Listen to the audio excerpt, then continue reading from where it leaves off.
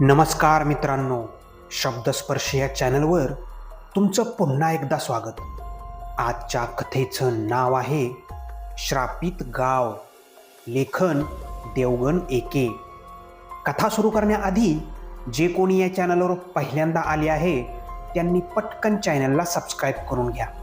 चला तर मग वेळ न घालवता कथेला सुरुवात करूया. सखाराम रात्रीच्या वेळी पायवाटेने चालला होता. रात्र खूप झाली होती. काळा कुट्ट अंधार, त्या रातकिड्यांचा किर किर आवाज. केव्हा तरी जंगलातून एखाद्या स्वापदाची चित्कारी ऐकू येत होती. दोन्ही बाजूला नुसती किर्र झाडी, वाटेवर पालापाचोळा, काट्या कुट्या साचल्या होत्या. ते सर्व पायाने तुडवीत सखाराम चालला होता. चंद्राचा अंधुकसा स्वच्छ प्रकाश वाटेवर पडला होता. तस्यात सखारामला रात्री चालण्याची सवयच होती. उद्या लेकीच्या गावी रामनगरला जत्रा आहे, या कारणाने तो चालला होता. त्याला आपल्या कामामुळे लवकर निघता आलं नाही, पण जाणे भाग होते म्हणून त्याला टाळताही आलं नाही. त्याची एकुलती एक मुलगी सुंदरा, हिला आपलं पहिलं मूल झालं होतं व त्यातल्या त्यात रामनवमीची जत्रा भरणार होती. लग्न झाल्यापासून लेक माहेरला आलीच नव्हती. तसं बापाशिवाय तिला आपलंसं माहेरी कोणीच नव्हतं. तिला बाळंत झाल्यामुळे माहेरीही येता येत नव्हतं, म्हणून तिने आपल्या बापाला निरोप धाडला. सखाराम चालला होता. त्याला अजून कित्येक मैल पायी तुडवायचे होते. त्याने सदूला घोडागाडीही विचारली होती, पण रात्र होणार हे ठाऊक असल्यानं त्याने नकार दिला. सखारामने आपल्या चालण्याचा वेग वाढवला. आता झाडी विरळ होत चालली होती. सखाराम चालून चालून पूर्ण थकला होता. समोरच त्याला थोडा अंधुकसा पिवळा प्रकाश दिसला. वाटेवरून काही अंतरावर एक घर होते व त्याच घराच्या खिडकीतून दिव्याचा पिवळा प्रकाश बाहेर पडत होता.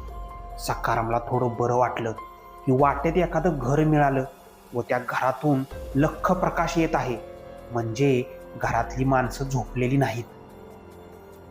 न कळत सखारामचे पाऊल त्या दिशेने उचलले गेले, कारण तो फार थकला होता आणि त्याचा घसा एकदम कोरडा पडला होता. सखाराम घराजवळ आला. त्या घराचे दार उघडे होते व त्यातून पिवळा प्रकाश बाहेर पडत होता. काही अंतर गेल्यावर सखारामला आणखी काही घरे दिसू लागली. तब्बल 100हून अधिक होती, म्हणजे ते एक गाव होते. सखारामचे लक्ष त्या घराकडे खिळले. ते घर संपूर्णपणे दगडी बांधकामात बांधलं होतं. त्या घराचे दारं लोखंडी दिसत होती व त्याला लोखंडी कड्याही होत्या. त्या गावातली घरे ही अशाच प्रकारची दिसत होती व काही घरे नुसती गवताने बांधलेली झोपडीसारखी होती. सखारामच्या नजरेने हे सर्व निरीक्षण हेरले व तो चकितच झाला. इतक्या जुन्या पद्धतीने बांधलेली घरे आत्ताच्या काळी कशी टिकून राहिली असतील काय माहीत, असा तो विचार करत होता. अर्ध्याच्या वर घरे अशीच होती, पण हे घर मात्र इतर घरांपेक्षा अधिक प्रशस्त आणि मोठं होतं. सखाराम विचाराच्या काहोराने गोंधळून गेला. इथे नक्कीच काहीतरी गडबड आहे. आपण परत माघारी फिरलं पाहिजे, म्हणून तो लगबगीनं मागे वळला. तोच त्याला एक हाक ऐकू आली. अहो पाहुणं, कुठे चाललात? तो आवाज ऐकून सखाराम दचकला. तो परत मागे वळला. एक धोतर नेसलेली, पिकलेल्या मिशांची व डोकीला एक लांब शेंडी असलेली व्यक्ती मगाशी पाहिलेल्या घरातून बाहेर आली. ती व्यक्ती शरीरानेही धिप्पाड होती.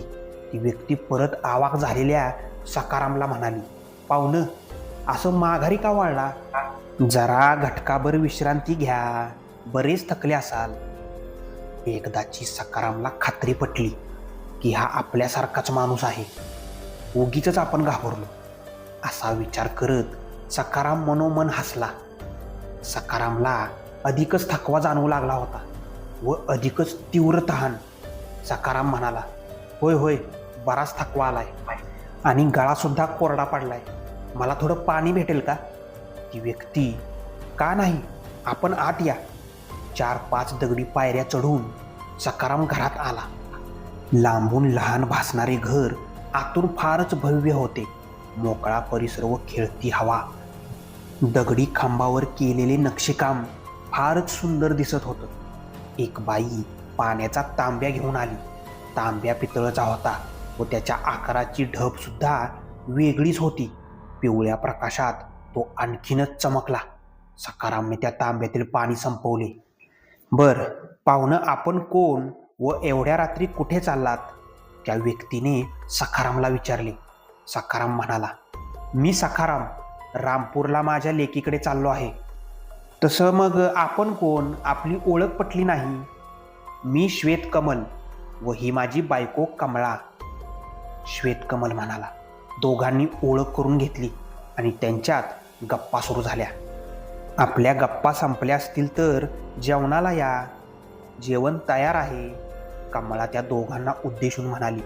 दोघांनी हात धुतले व ते पाटावर बसले. जेवणाचा छान सुगंध येत होता.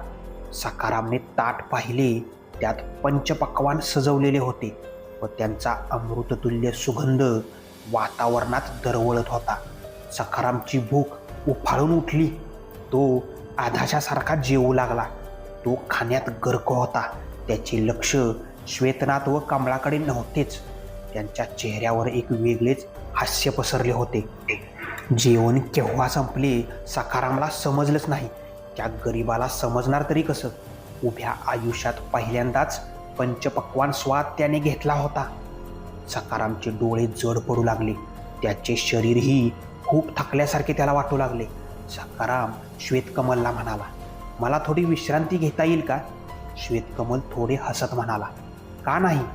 आपण आज रात्री इथेच झोपा व सकाळी पुढच्या प्रवासाला जा. मी आपला खूप खूप आभारी आहे, सखाराम म्हणाला. सखारामला अंथरुणावर पडल्या क्षणी गाढ झोप लागली.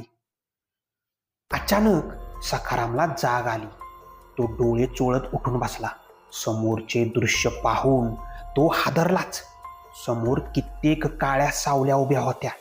त्यांच्याच प्रभावाने सखारामला जाग आली होती.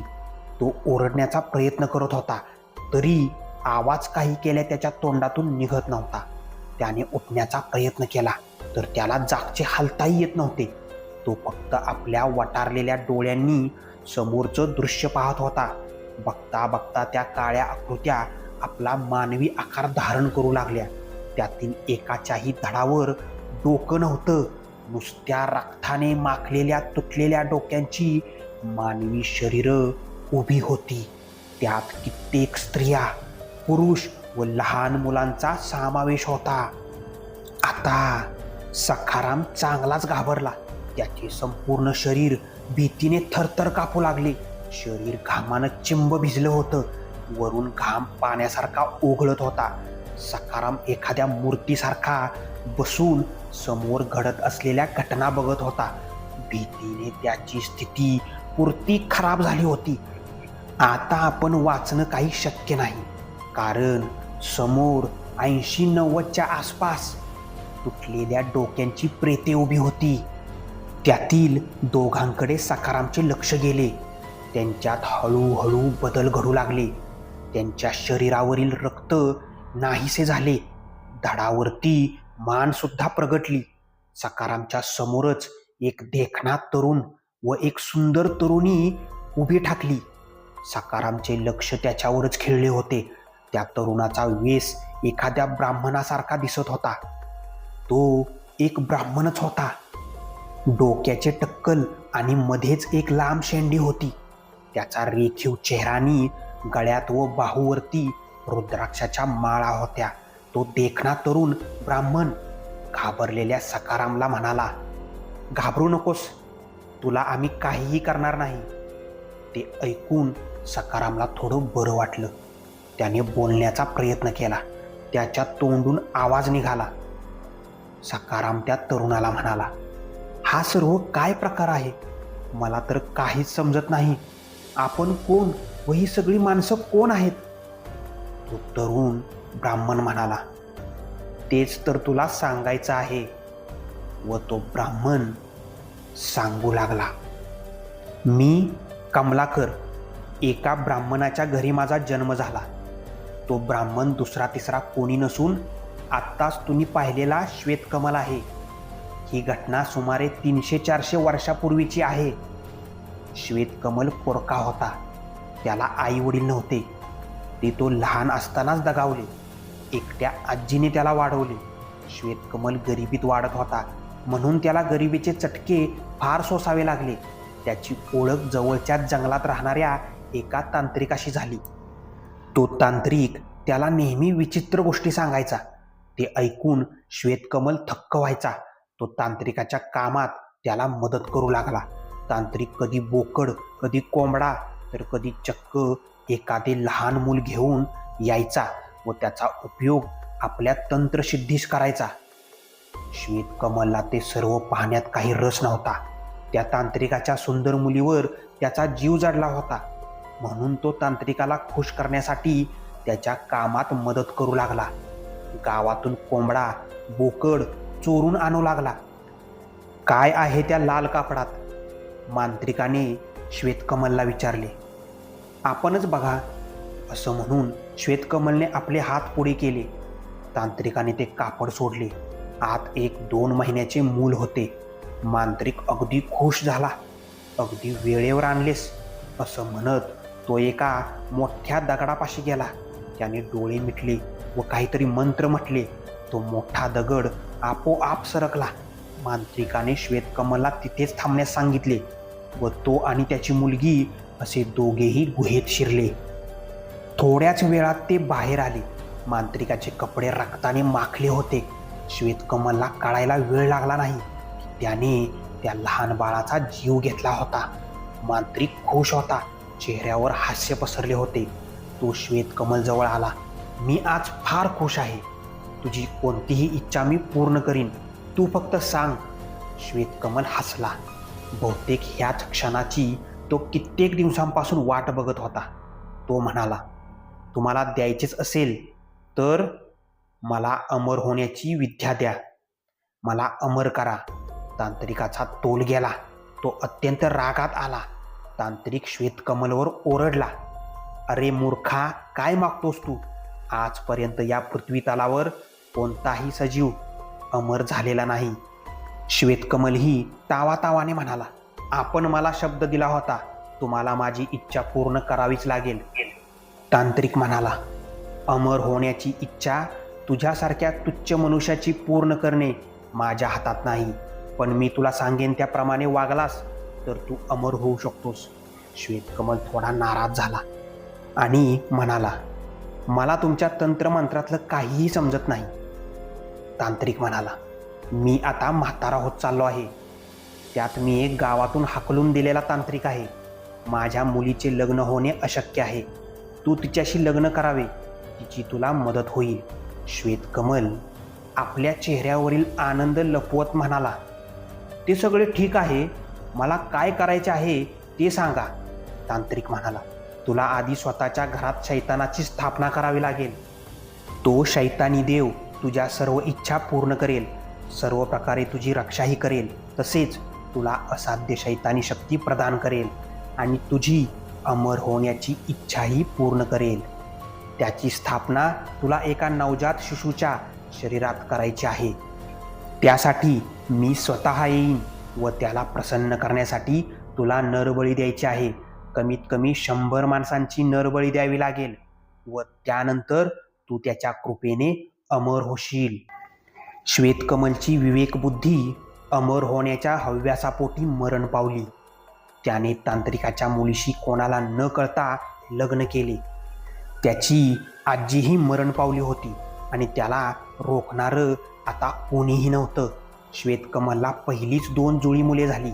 श्वेतकमलने त्यातल्याच एका नवजात शिशूचा प्राण घेऊन त्याने शैतानी देवताची स्थापना केली आणि त्या शैतानाला गावातील बाया, माणसं व लहान मुलांचा तो बळी देऊ लागला.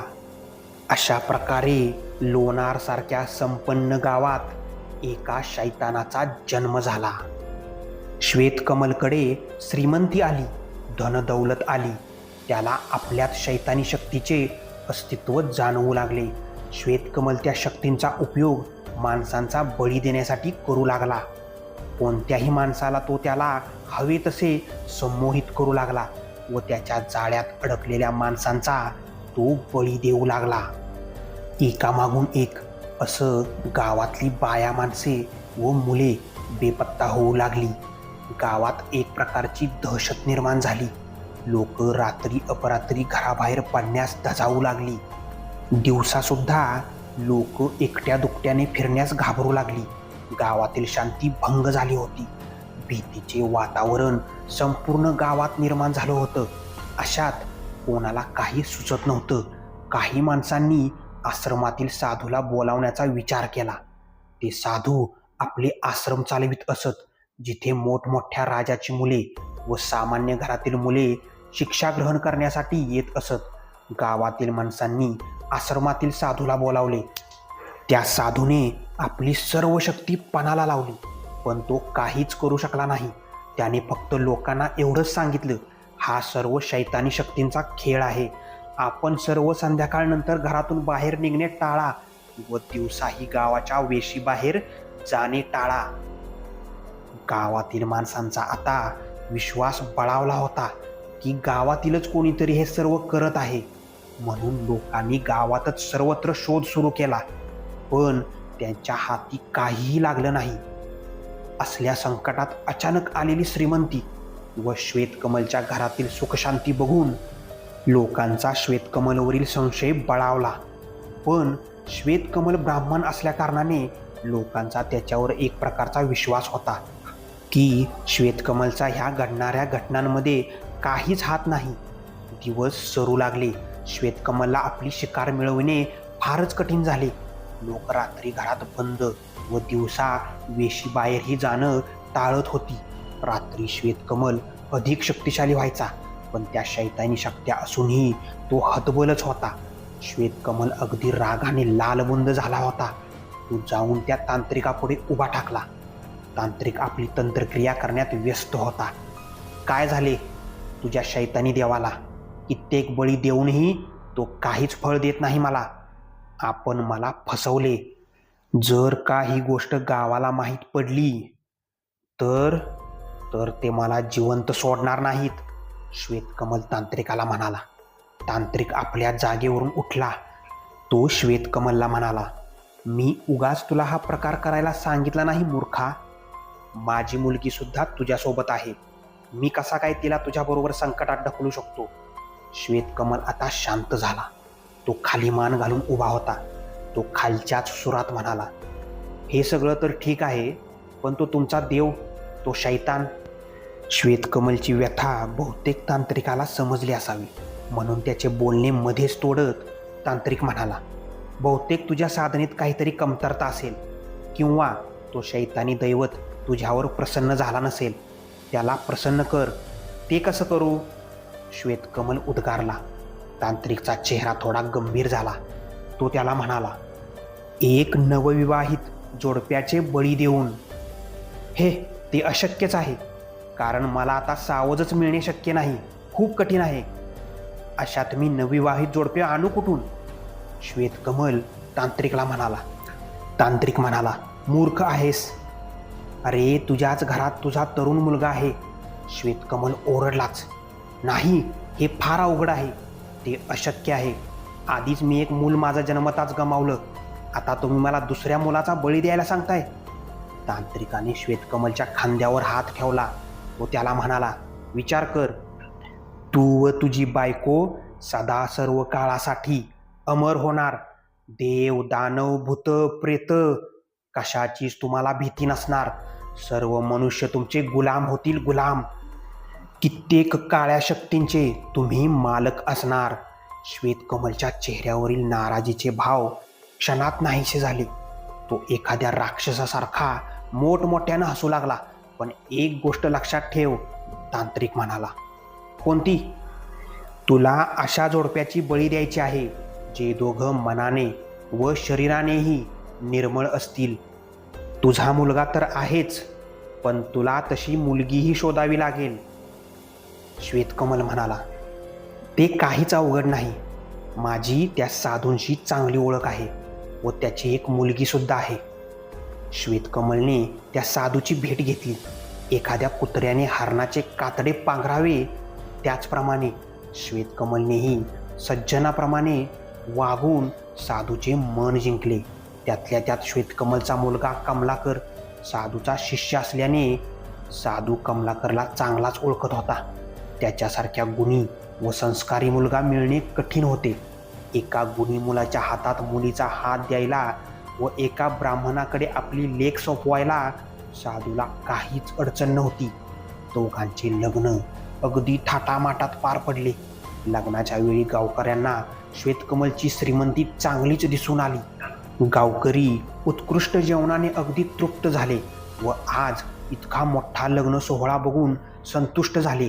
कधी नव्हतो तो आज गावात पहिल्यासारखा आनंद पसरला होता. सर्वत्र खुशहाली पसरली होती.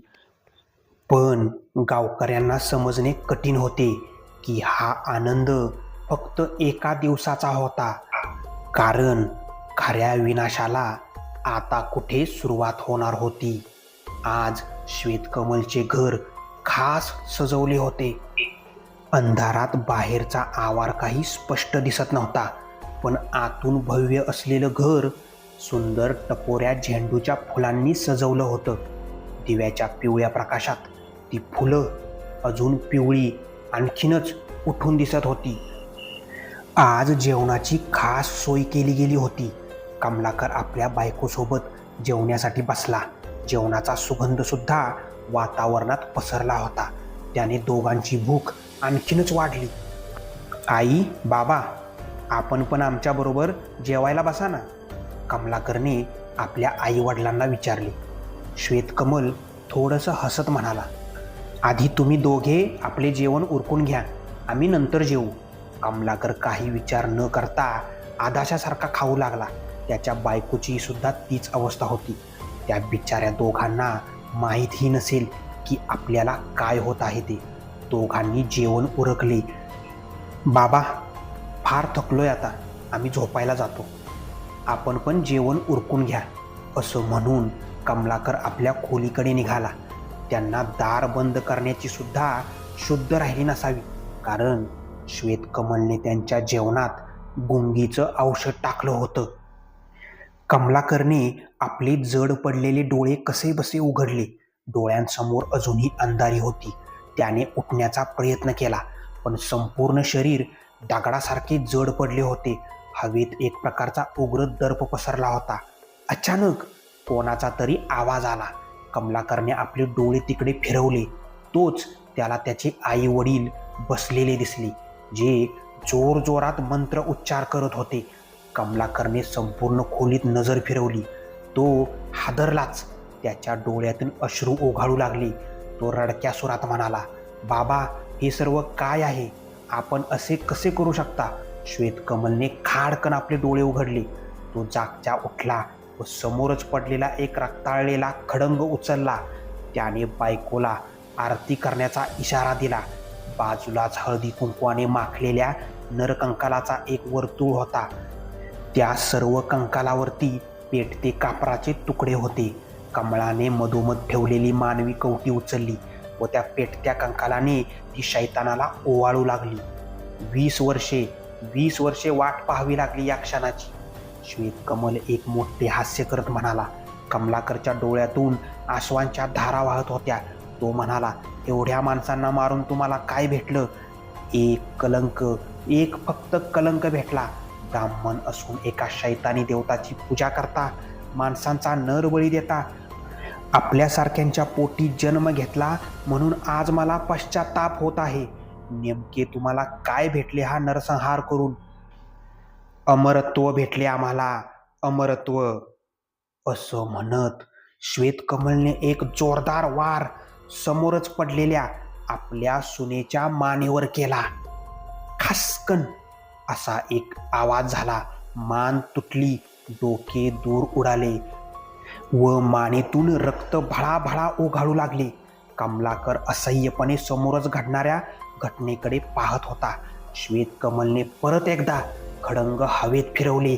कमलाकरने एका भयानक मृत्यूच्या कल्पनेने डोळे बंद केले. एक जोरदार वार मानेवर झाला. एक असह्य वेदना उठली व क्षणात विलोप पावली. समोर तडफडणाऱ्या आपल्याच मुलाच्या शरीराकडे डोळे फाडून दोघे बघत राहिले. आपण सांगितल्याप्रमाणे मी माझ्या मुलाचा बळी दिला, तरी मला अमरत्व प्राप्त झाले नाही, श्वेतकमल म्हणाला. तांत्रिकाने थोडा वेळ विचार केला. तो म्हणाला, तुझे अजूनपर्यंत 100 बळी पूर्ण झाले नाहीत. तुला 100 बळी पूर्ण करावे लागतील. त्यानंतर तो शैतान तुला तुझ्या कृत्याचे फळ देईल. गावात आणखीनच आतंक माजला. श्वेतकमल फारच शक्तिशाली झाला होता. आता गावकऱ्यांचे घराबाहेरही निघणे कठीण झाले होते.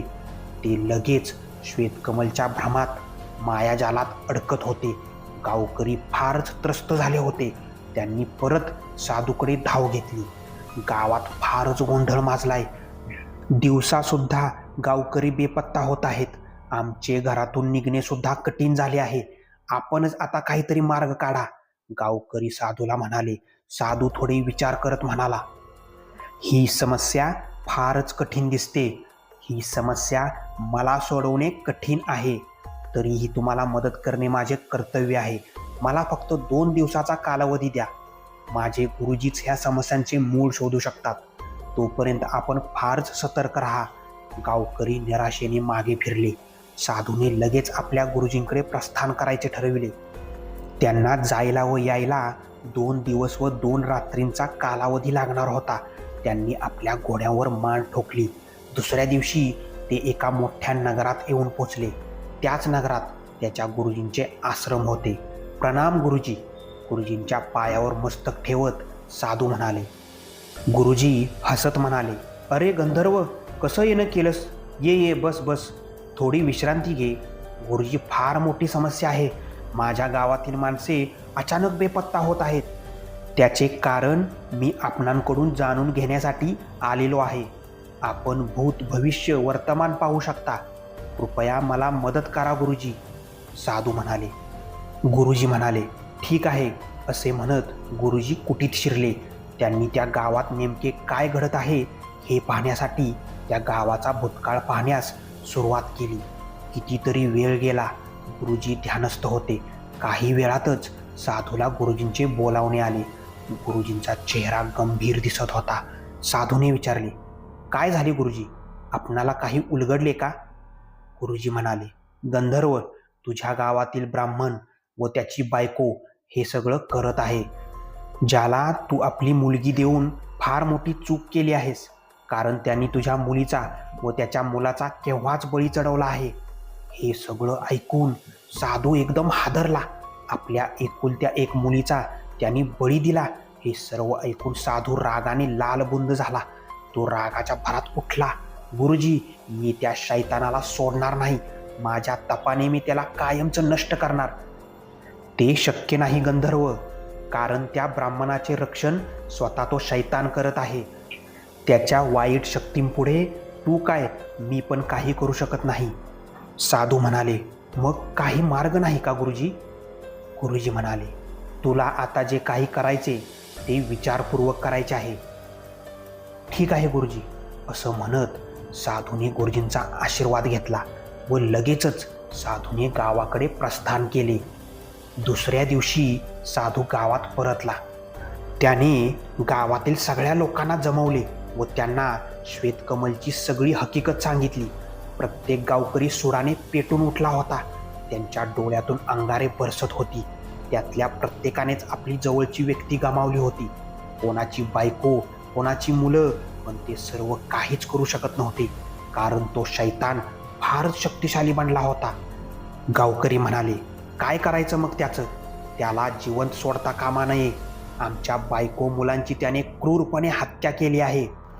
साधू म्हणाले, माझ्या एकुलत्या एक मुलीची त्याने हत्या केली आहे, पण मी सुद्धा त्याचे काहीच करू शकत नाही, कारण तो फार शक्तिशाली आहे.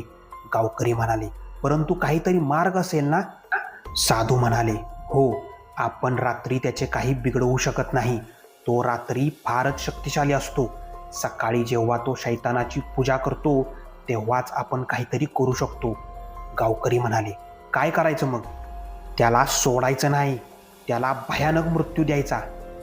सगळेजण चिडले होते. त्याच्या घरात शिरून त्याची मुंडकी उडवूया, नाहीतर त्याचे घर पेटवूया. दुसऱ्या दिवशी सकाळी सर्वत्र धुके पसरले होते.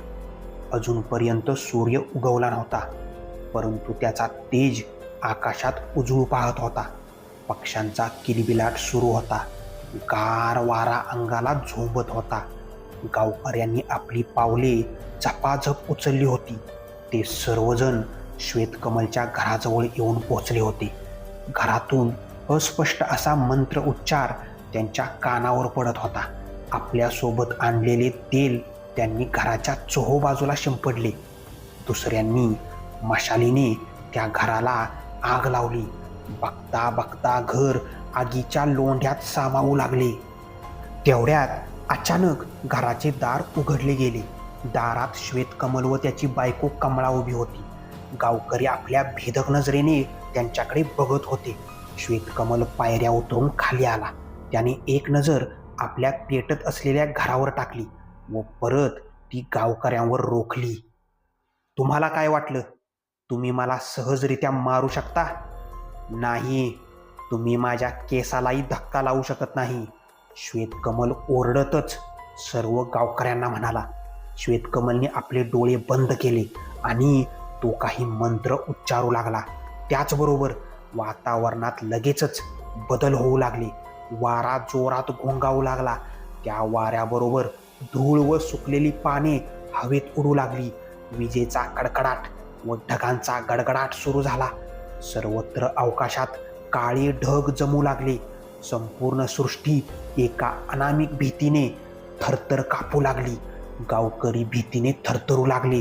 त्यांची अशी दशा बघून तुकाराम ओरडला, असे घाबरता काय? त्या शैतानाला, त्याला आज जिवंत सोडता कामा नये. अरे बघता काय? त्या शैतानाचे तुकडे तुकडे करा. असे म्हणत तुकारामने आपल्या हातात असलेली कुऱ्हाड सावरली व वेगाने श्वेतकमलच्या दिशेने धावला.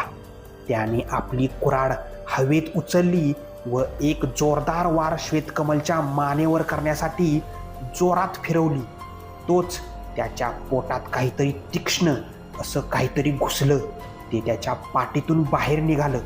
मागून तुकाराम बरोबर धावलेले गावकरी जागच्या जागी थबकले. नकळत त्यांची पावले मागे सरकू लागली. थेंब थेंब करून पाणी जमिनीवर पडू लागले. बघता बघता जोरदार पाऊस सुरू झाला.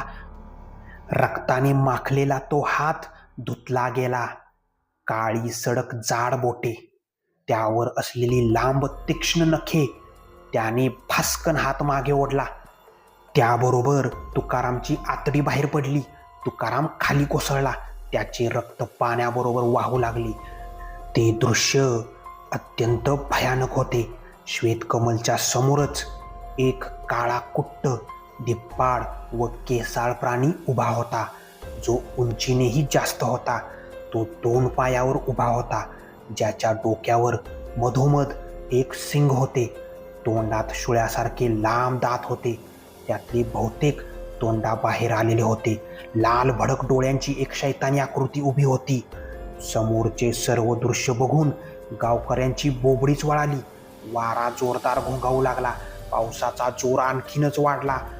श्वेतकमलचे पेटत असलेले घर हळूहळू विझत चालले होते. अरे बघतोस काय शैतानाच्या पिल्ला, फाडून टाक एकेकाला. श्वेतकमल रागाच्या भरात ओरडला. त्यासरशी ती शैतानी आकृती गावकऱ्यांवर धावली. सर्वत्र एकच गोंधळ माजला.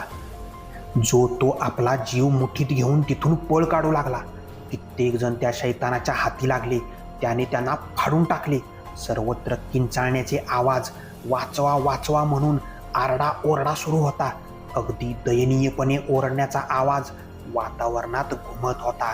साधूची नजर समोर गेली.